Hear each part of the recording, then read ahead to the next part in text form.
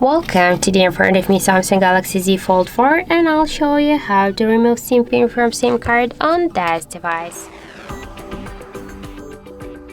So let's just first unlock our SIM card, and after that we should launch the settings application and then scroll down to the biometrics and security section. Then scroll a little bit down and click to other security settings.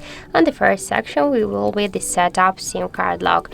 Now just to remove SIM pin from our SIM card, we should click once on the switcher and enter our PIN code. In my case this is from 1 to 4, and then just tap to OK here, and that's it. So thank you for watching, and if you find this video helpful, don't forget to leave a like, comment and to subscribe our channel.